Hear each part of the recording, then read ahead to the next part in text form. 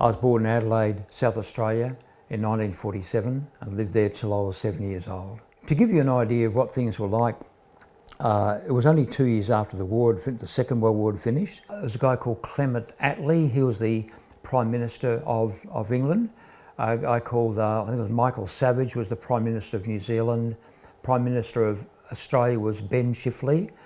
And Franklin Roosevelt was the President of the United States at the time. It was quite a different era, actually. You know, kids rode around in billy carts on the street, and the milkman, you know, delivered milk with a milk cart with a horse, and the same as bread delivery. And it was just quite a different time, actually. You know, you didn't hear of crime the way it was today. It just wasn't the same. My dad's first car was a 1926 Overland car.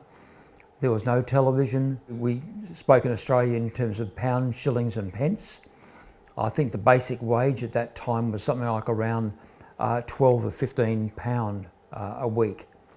You could buy a house for the equivalent to a couple of £1,000. So it was, you know, quite a different era to live back in those days, and I remember it quite clearly. But Adelaide was a nice time. I remember going down to the John Martin's parade at Christmas and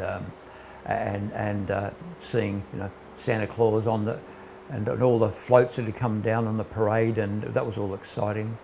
Remember too, the Queen Elizabeth and Prince Philip came to Australia in 1953, so I was 6 then.